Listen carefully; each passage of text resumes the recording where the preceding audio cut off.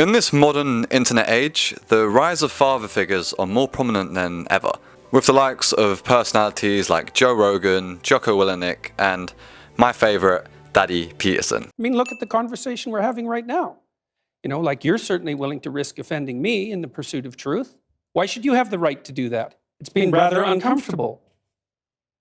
Each representing a different subset of values and branches of virtue, with many overlaps. A key component to all their philosophies and what makes a man so is their masculinity. Not the toxic kind that's perpetuated by the mainstream media about men not being able to be vulnerable and show feelings, etc. The kind of masculinity that demands that we take responsibility, exercise self-control, set goals, follow our dreams, and be kind to others without being taken advantage of by others. From this perspective, I don't think masculinity is a bad thing at all. If anything, it's a positive if approached the right way and balanced with emotions and vulnerability, channeling our feminine side correctly. This is not to say that many women aren't capable of these feats. In actual fact, my own mother has many of these traits and is a great inspiration to me. It's just like in business. Supply goes up in response to demand. As a result, these characters are appearing in the online space and they're thriving. There must be a problem with young men today. I believe it's a problem regarding their responsibility, strength, and most of all,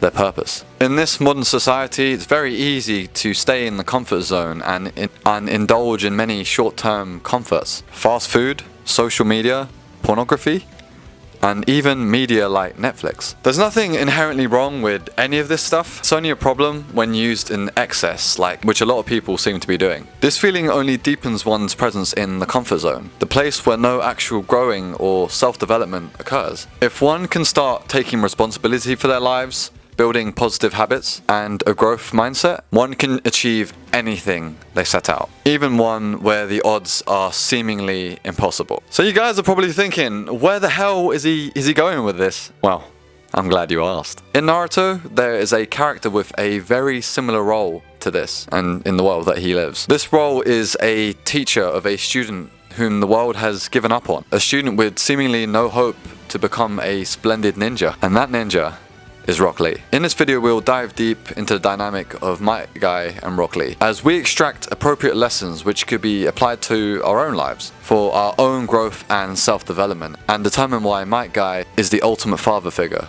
for young men. Motivate to motivate, spit till I suffocate, very quick to agitate, concentrate till I rate, I'm irate, in a state, my confidence is a trait, success is my motherfucking fate.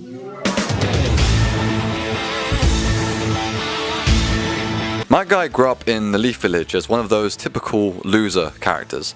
With a lot of hard work, effort, and training, he grew to be the man who could go toe-to-toe with gifted ninja like Kakashi, and was claimed by Madara Uchiha, the literal bad man of this long-ass series, as the strongest.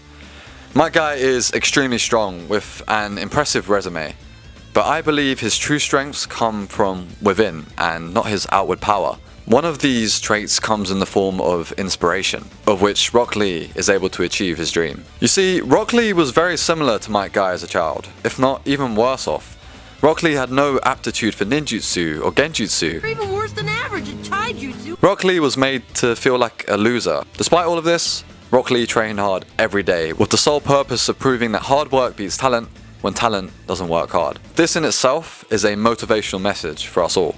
Unfortunately, Lee hits a point where he doubts himself. He can't see the point of all the effort, and it's not getting him anywhere. At which point, Guy arrives with the important message of, "You're right, all the effort is pointless, if you don't believe in yourself." As people, we all have goals and dreams which we want more than anything else, and a lot of us work our asses for it. But along the way, we get infected by the horrible, deep feeling of doubt. Doubt in ourselves, doubt that we actually can achieve this thing that we are focused on. A lot of it can stem from not seeing results right away. Sometimes, all we need is a little bit of encouragement. Well, I think that's a fine goal. As fine a goal as I've ever heard, and one worth sticking to. Don't let anything steer you off the path you've drawn for yourself. Forge ahead to the end. Stick to it, Lee. Make me proud. Be everything you can be. Will you do that for me, Lee? Yes, sir.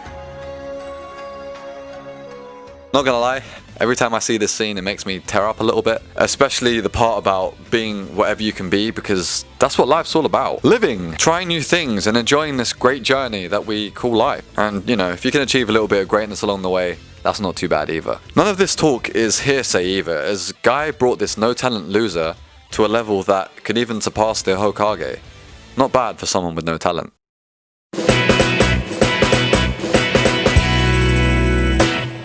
In my opinion, the key to getting through life's greatest obstacles is that with a positive mindset, one can always assume the best outcome and see life through an optimistic perspective. This means not viewing stresses as problems or issues, but instead as challenges with the reward of growth. It means having a growth mindset or an improvement mindset. I love the quote that says, "Those who can and those who can't are both usually right." Whatever you want, you can become. As you would expect, Mike Guy embodies this idea. He was someone who seemingly had no hope of becoming something great.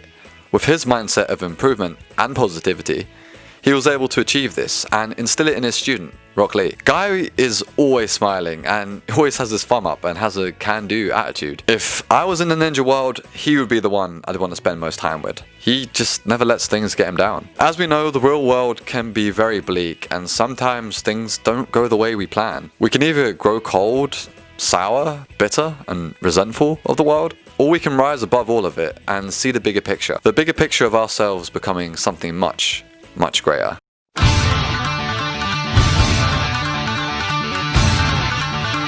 One of the most important things people need to do to achieve their purpose and their dreams is setting goals. Goals are easy to set, but very hard to achieve, especially if your ambitions are quite lofty. I believe that goals are impossible to achieve without a significant degree of discipline. Discipline enables someone to go to the gym when they don't feel like it. Discipline is responsible for our level of self-control and our ability to put our future over our present. In effect, nothing is worth doing and can be possible without this. It's as the saying goes, if it was easy, everyone would do it. Now, Mike Guy is someone with a very high level of discipline, most notably in his self-rule. Mike Guy suggests that the rules that you set for yourself are the most important of all. What this is a rule that we set for ourselves that you must stick to no matter what. And in doing so, you can raise your own self-confidence. If you fail, you need to just set up a new rule and make up for it. If he lost a game of rock, paper, scissors, he would do 500 laps around the village on his hands. He did this despite no one watching. A true example of mental strength and discipline. A real-life David Goggins. The whole thing is this. Don't say a word. Stay uncommon amongst uncommon people. You're never done. Don't stop when you're tired. Stop when you're done. Stay hard.